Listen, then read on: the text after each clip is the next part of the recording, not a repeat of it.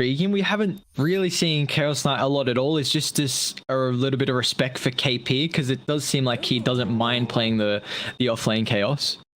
Yeah, I mean, again, it's one of those heroes, very tanky, very fast, able to soak up a lot of damage, and there's so many heroes that fit his playstyle right now, to be perfectly honest. But yeah, same can be said for the whole Army Geniuses roster. You know, all of these super beefy cores, the ones that are very hard to kill, these niche cheese picks, they're most of them in the meta right now. And we can see, like, when you look at other regions, you've got Alliance who just basically pick like a Medusa, a Bristleback, an Enchantress, you know, Tidehunter, things that are very hard to kill, and it's been working for them so far. So, you know, maybe that's the strat. Maybe these Southeast Asian teams are, you know, taking little bits and pieces from these other regions, but they've definitely still got their own identity as well.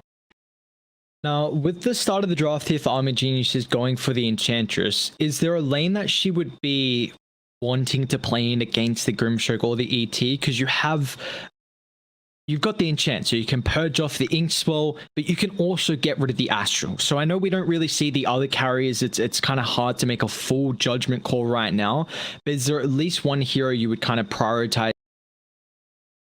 to? It depends how you want to skill the Enchantress as well, right? Like I mentioned before, SMG played it in both the position 4 and the position 5, so obviously position 4 getting a little bit greedier with the farm, but when Arfu and Roger were playing it, they didn't skill the impetus super early on. So it was all about just kiting around these people, being very tanky, being like that bait in every single team fight. We'll see how Army Geniuses want to do it, because we've seen, for example, a position 3 Enchantress coming through from the likes of Neon in the upper division. So, you know, it's good against both of these lineups. It's good against an Omni Knight as well, to be honest. You know, if you're focusing someone down and they try and, you know, Guardian Angel, Heavenly Grace, just get rid of them, and you're still able to burst that target down. And they've still got a decent amount of magic damage, and they've still got the impetus, which is pure damage for the Enchantress. So while this Omni Knight it's all right, it's not completely busted against this particular Army Genius's you know, first couple of picks.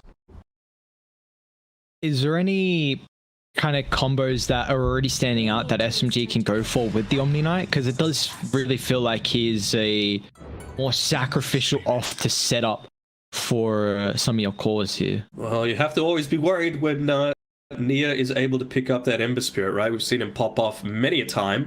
He wasn't having as good of a time in the, I think it was Void Spirit that he was playing in the previous matchups that we were seeing, but he still did solid enough, but his Ember Spirit's on another level. Surprisingly enough, they pick the Ember into the Nyx Assassin as well, so it leaves you very open to these sorts of ganks. I suppose it's a lot of trust being put onto him to not be, you know, overextended too far, playing close to the Omni Knight, and, you know, potentially relying a lot on the sentries that you're going to be laying down to avoid any sort of Vendetta, Carapace ganks as well. So when you see the Omni Knight, I mean, it feels like it's only a position 3 these days. Back in the day, it was only about half a year ago when people were picking it as a position 5 when you had your busted POS 1 Svens coming through. It was just really good for the laning stage because it gives you a lot of extra strength. And that is one aspect about Omni that they did buff quite heavily recently. Like, the extra strength that you actually get from that Heavenly Grace is pretty nutty. So, you know, we'll see how they opt to do it. Again, it just seems like one of these heroes that I don't want to see no Midas KP. I don't want to see a POS 3 Omni Knight with a Midas, because he does it occasionally, and sometimes it works, sometimes it doesn't, but I feel like you are basing this heavily around like a very, very like 1v5 sort of hero. Could it be a Medusa? Potentially, but we'll have to wait and see. Maybe it's something like, I don't know, a Weaver, something that mid one is just going to have a good time with. Yeah, that is definitely the issue with the Omni. I know the GPM talents haven't been a thing for a while, but that was kind of the saving grace for the Omni Knight. Once you got that GP talent at level 10, you could actually get a little bit of farm, because this is not a hero that is able to keep up in farm. Like we said, kind of, it feels like more often than not, you are the sacrificial off lane that just plays behind your core and is just a healing and save bot. And I love the pick with the Morphling getting picked up. A lot of time the Elder Titan can really make a Morphling not love his life too much just because of the natural order, but you have so much flexibility. You destroy the Omni Knight in the lane. There's just nothing he can do to offer any kill threat. Replicate is great versus the Omni.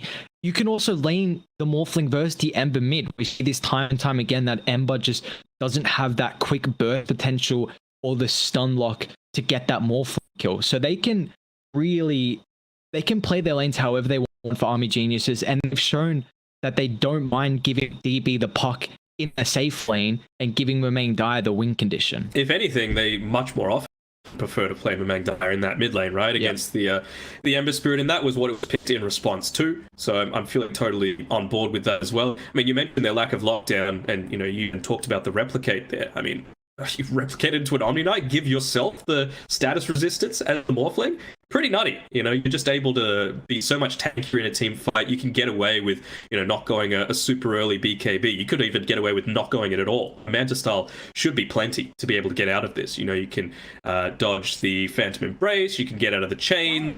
You're mobile enough that a Echo Stomp isn't going to be that impactful against you. So I think it's a great Morphling game.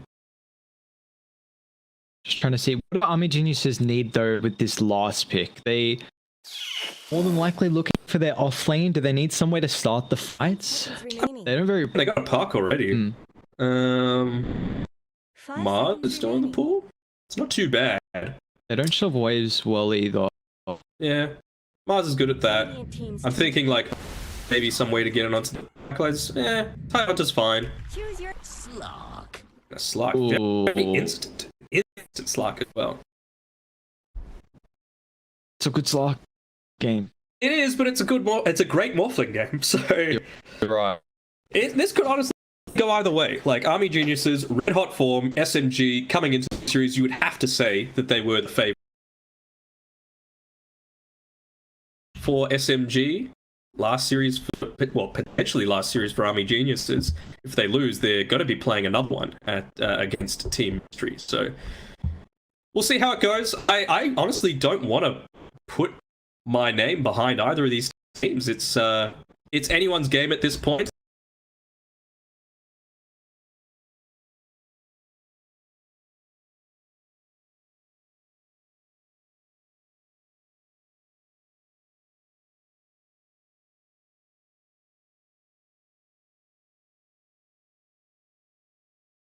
Make sure you're following the stream for a 300 to start with, and just put them all in with your bets, because if this is a 2-0, that's only 2 games that you've got the chance. Hopefully it goes to 3, but you want to save up your 5,000 points so that you can go in the draw to potentially, which I'll be drawing at the end of the stream, by the way, stuff like the Galaxy Buds, the Dota playing cards, the Dota notebook, and a cute little, how fitting, Tidehunter pin. So make sure you're in it. You gotta win it, because someone has to. Yeah, definitely someone's goodies there. Now that we got to hear Danog do his beautiful recorder, we all love that so much, and now we get some exciting potential giveaways coming forward as well. So yeah, like you were saying, just guys, you got some stay here. For us, we'll be switching over to MLP and John, of course, for the final week. But what a incredible series we have to finish our season off here, Denok. It's SMG taking on Army Geniuses. And I know you were saying you didn't really want to put your name behind one team, but it's a mid-1 Slark. I'm going to put my name behind SMG. A mid-1 Slark can be so goddamn scary. You've got, you know, the likes of an Omni Knight to back you up as well. And it just looks like such a solid Slark game. Like you said, it was an instant pick as well. He's so confident with this, and no wonder why with the draft that he's going against. You know, just for balance sake, I'm gonna say Army Geniuses. You know, it's a bit lame to say it, but it's not just because I'm trying to be contrary to what you're saying. Like, the draft is decent for Army Geniuses. You know, the Enchantress is a good answer to the Omni, ET, Grimstroke, and the Ember Spirit. The Morphling, it's a great Morphling game, and even the Nyx Assassin, you know, with that Carapace, you could very easily catch out this Ember just on his own. Yeah, you definitely can, and that's the nice thing. Like you were saying, with when the Nyx got picked up, it was a bit interesting that they still went the Ember into that matchup here. But how do we feel like either team is going to start to play throughout the early game? Is one team going to be a little bit more slower than the other? I feel like he kind of have to be a bit slower with an Omni Knight lineup. Like, he needs levels. He is an experienced offlaner. You know, you're not doing that much with your experience that you get. I mean, you could expect to see him get, like, phase boots just for that little bit of extra tankiness, maybe a soul ring, and I don't even know what he's going to go after that, to be perfectly honest, on this Omni. You're very open with what you want to get. And we've seen, like, Holy Locket start to come into the meta a whole lot more. More so for things like the Warlock, but Enchantress has happened a fair few times as well. Omni Knight, why not? You're going to be doing a decent amount of healing. Yeah, and well, it looks like they are, like we were thinking, moving playing the Morphling, so that's going to be the matchup versus the Emperor in the mid lane. But what about now that Omni's going up against the Puck? Is that going to be a little bit better of a time here for KP's Omni? Let's see how they've actually laid this as well. So it's actually 5 Nyx Assassin as well, unless they're going to be changing this around, right? Because UK, Mr. Brexit himself is going to be coming up to the top side with DB. I suppose just needing someone to distract a little bit away from the last hitting that's going to be going on. And what have they done on SMG side? So it's going to be Afu playing the Grimstroke. So I feel like you've got actually some decent kill potential on the SMG side as well. You know, Omni Knight is one of those heroes that likes to be a bit more passive, but you know, I feel like even just 1 point in the Degen aura is quite value. Just for the extra 10% movement slow, you're going to be moving faster once you get the Inkswell on you, so you're going to be able to catch out a lot of these people. And you know, the Nyx Assassin in particular, you get out of position once, you don't have a ton of tankiness. You know, he's up to go the Windlace, so he's going to be quite fast, but still, it's going to be quite dangerous. Do you like that they're more than likely going to lane the Grimstroke with the Omni instead of like Grim with the Slark? I thought you would have a little bit more synergy with the Slark, Inkswell, and Stroke of Fate. And what are the other... it's kind of rough, right? Because I feel like you're more worried about being an Elder Titan into an Enchantress as opposed to a Grimstroke into an Enchantress, right? Because all of your offensive distracting potential through your Astral Spirit and Harass is just going to be removed instantly by this edge. And, you know, faster than an Enchantress. You can see like the ET has got 2 rings of protection because he knows he's going to be taking a lot of Harass. Lim might even go for the Blightstone as well, right? To be able to, you know, put a lot of pressure onto him super early on. So I feel like Roger, he's not going to have a fantastic time. Oh no. Jesus. We well, may as well chuck up the cam or we wait. No point. Oh, he's back now. Okay, never mind. So that's not something you want to see. Mid game is just actually, sorry, before we start, just one of the team saying has got diarrhea. That's a rough time. Hopefully it's a one and done, you know, and you know, now we're good.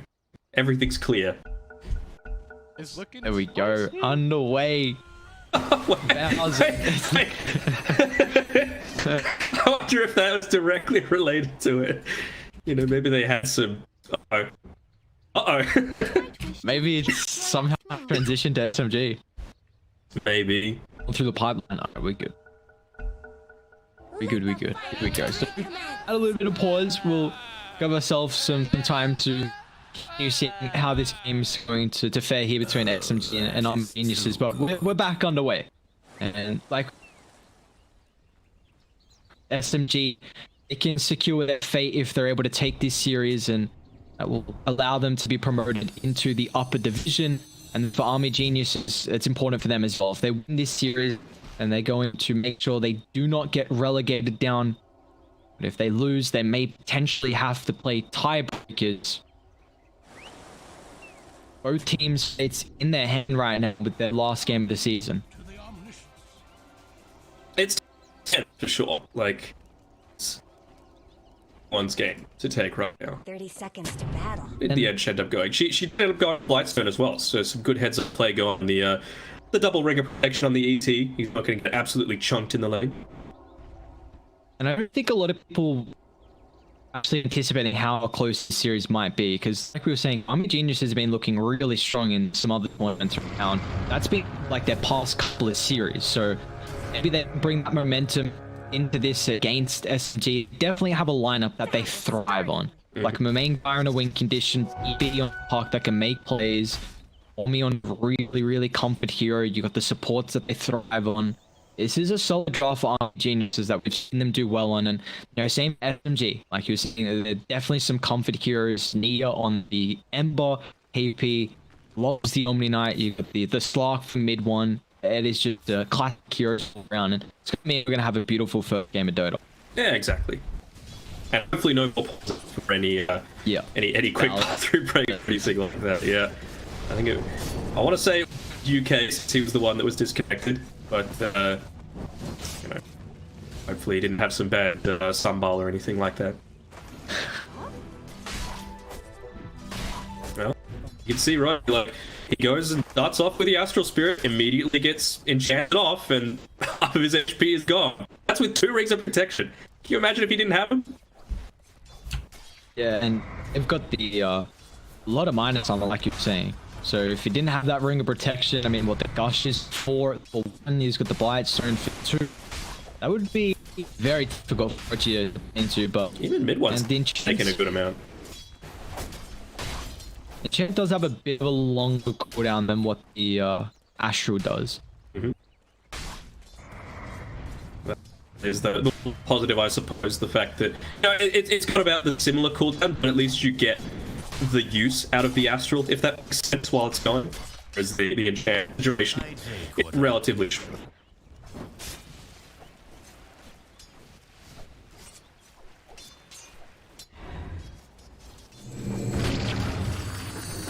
I think for something a little different here. So UK, he's got level 1 mana purge.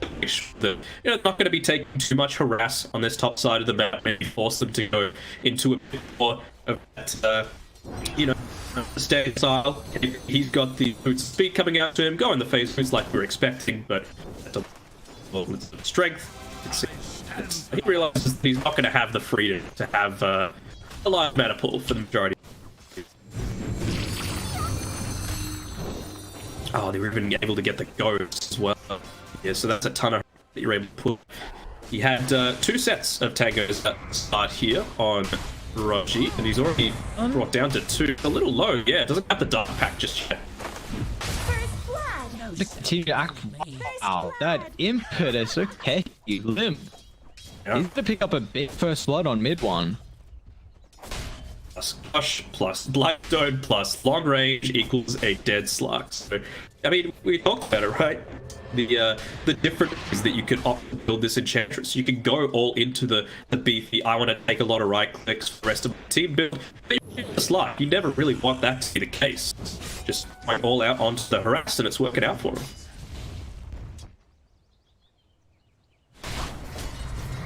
You still see the aggression that they can dish out in that look, especially that they have the big thing to be able to do. If Rogers win this man fight, Lemon Wommy doing so much with the extra creep. It tries to give him some space, but pounds back away as they are eating through a lot of region down bottom. Yeah. A lot of in the attack speed, even from the Hellbent Basher, doing a lot of work, and we're looking a lot to the side lane. Nia again is doing a fantastic job against Knight. He's already got about a 200 net worth advantage over him. He was able to move over to the enemy side of the river and steal the bounty rune away. So very nicely done. He's doing pretty well mid as well, isn't he? 21 compared to the only 16 and 17 on the wall. So that is having such a good start right now. Might make it easy for him to make these rotations across the map. They do very much lack ways to make plays and have both here because they have a Omni Knight as your position 3. Mm-hmm. Liking this slightly free. Oh, they've already got a value at 420 for Lim here. This is pretty nutty. Roger, you are a dead man. Wow. This is doing such an incredible time. That first blood, no an extra kill. And this is going to be really safe for mid one now, because usually you'd think he can trade all versus the Type, but Type's got the orb on him, so they're just full brawling out here. And if they can force mid one back into the jungle at an early time, it really will hinder how much he can get. Even just the twist following him around as well. The old wild wing, he's used it now, so it's going to be, he's going to die, unfortunately, for the end of it all. Not too bad of just going correctly. I wonder if they saw the observer would have placed. Because that's actually a really clever ward by SMG there. Make sure they deny away another hard kick. Roger,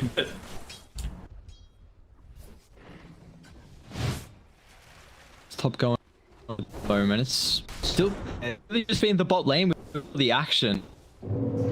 there's that value point though. Get the Genora, they're able to chase down you, but they don't roll that much. Jam, and that's with the purification. Arthur and KP able to find their first kill for SMG up next to them on the board here, game 1.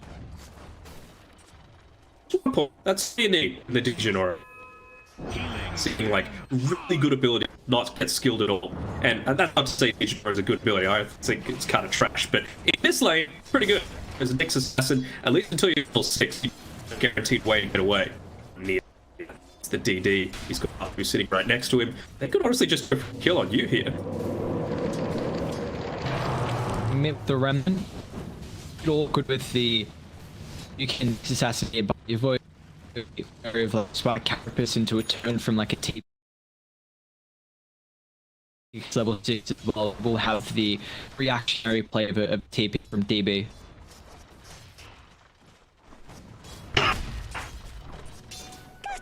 I've changed tact their strategy a little bit here. He's going into the hood as a first item. He was going the phase boots previously, but again, just in standard KP style, he needs to be able to tank up against a lot of this early pressure. I feel like maybe they thought this was going to be a bit better, but I can't see how. You know, this was always going to be a big chances winning lane. The Slark has a good time against the Tide in a vacuum, but not when you got that enchantment alongside you.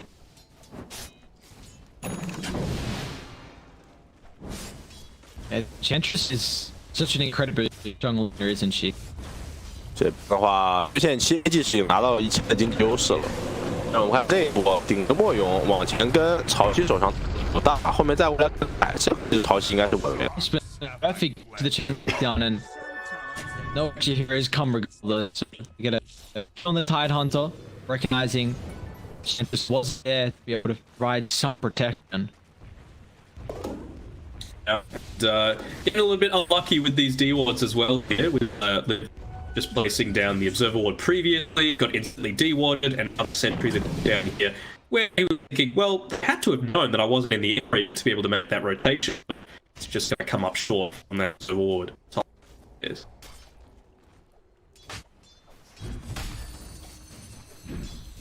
They talk much about DB. He's having a great time on the tops. Yeah, that he is. Top end worth. What do you think the iron build's gonna be for the buck one? Like, DB's playing safe lane. How do you word that? Because we know he's really more playing some conditioned one. You call him a puck. You know, safe lane. He is an active one. You see the lots of honestly, a Slark can even fulfill that kind of role. Not the same, but yeah. See the Ricky. We see Larks, we see the Liquid AK Void Spirit at the position role sometimes. Safe lane space big role. The active one. Oh, so very early could up here from the Omni Knight. I mean, okay. Next down, Carapace will give him some great echo stomp before the timing. I get denied. Radiant's middle tower could use some He's going for try there here for UK, but he's gonna get down. Nice move from SMG, just getting a snap. Right now, the lanes aren't too pressured, so they're able to make a move like that just to get a quick support. But you know, we have seen in previous games, mid one, the laning stage has done a lot better. And he's still very well in that lane. He's 30 net worth. He's got 1 perma agi. I know when we saw him play versus Southfield, it felt like a 4-5 perma agi, you know, by like the 12-minute mark. And with DB, you asked me about his item build. He's ended up going into the Witchblade, which I was kind of thinking a little bit, but it's kind of a rough situation, right? The Witchblade gives you some scaling potential because it's always going to be based off your intelligence. You know, it's going to grow as the game goes on, which is great. It's also a good way to still be doing damage, of course, in addition to your spells during any Guardian Angel or anything like that. So it's good, and we've seen how good that Rogi has been on his stop save in previous series. So I think not wanting to go for that first link tagger just in case, you know, again, the amazing stuff comes out from SMG, which applies the effectiveness of the 2000 gold. Yeah. We're able to find UK there. Very nicely done with up to 3-point Inkswan. We're going to be able to see these two get aggressive super early on with how Arthur's put a couple more points up in the stun there. So already we're showing the potential of this combo. Oh no. Not again. Oh no. It's UK said it as well.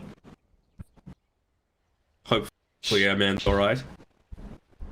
I'm a little surprised at how fantastic laning stage for the Enchantress, but it feels like the last 6 minutes, nothing's happened. You know, he's been walking around, he's been trying to up a little bit extra for himself, but I mean, that's not what your skill build has prioritized towards. You know, he's going into that hood for himself, but you've got more movement speed than anyone on SMG. You've got the enchant, which is now level 3, so it's going to have a much lower cooldown, longer duration against, you know, found the Magdaya. He should be able to get away still. So, you know, Ember Spirit won't have that flame gun if you use it onto him. You can't use the Astral to him. You can't get away from any sort of Ink Swell counter initiate. So I think just being a little bit too passive now and then. Let's see if they're trying to turn that around, because Rogi, he's down here solo, farming away, but again, that observer would value out of it, and he's able to get out of dodge. Be waiting for the witch blade to be completed, and he's gonna look to get a lot more aggressive on the map, or I mean, he's still making finishes. Sure, but 5 minutes in, when you're an Enchantress that's had an insane to the game, I don't think you need to wait an extra 6-7 minutes. Yeah, we're saying that it was quite the early and picked up Limp, and the lane kind of collapsed from there. They didn't actually use it to their advantage.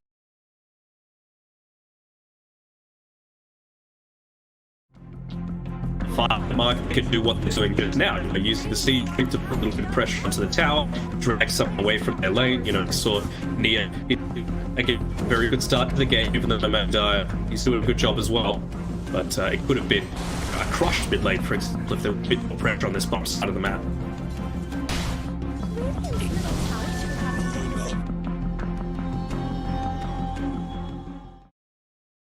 The start for our last series of week 5. 1,000 net cleared for Army Genius. Do you see their cores farm very nice though? They keeping up with them. We didn't see KP go for the minus, so I guess you're a little happy about that. And is making sure he's got the solo crest queued up. So no minus Omni this game. I like it. You know, don't be greedy. You are an Omni Knight. You are not to carry this game. You know, levels are nice, but you get that level 10 or so, very happy. Bottom tower is under attack. Be a free tower here for main guy dump, and looks like we're not going to mount a defense. Instead, they're looking to try and Tower has fallen. make a formation up top and go for a trade in the T1 tower. Everything available if they want to hit brawl. They do it live. It's gonna take death. Minus Enchantress now. Okay, never mind. Unfortunate, because they could have, like, they used the Enchantress to bait a little bit there. But Magdaya, he has the illusion rune bombed up. Even though he hasn't finished up his Manta style, he could have joined and made a real good effort at the tower defense and probably won it, to be honest. The Enchantress was still around, but that's the downside of going that beefier build with an 8 Have you seen Nia's item build? Oh. Mid one. Actually, could have commit the Ravage. He'd get rid of the Embrace, but he has to turn and deal with that Phantom allows mid one to close it. It was got the Essence feed off Womni. Fling's gonna cling on over. SMG. Oil? Mid, a coil on 4, but on cooldown. The main guy is losing. Oh, nice ink swell. Mid one sticking into honey. It's available, but with 20 stolen essence, you feel ever so safe and on that tower. Didn't think about forward for gets the pounce or the sec.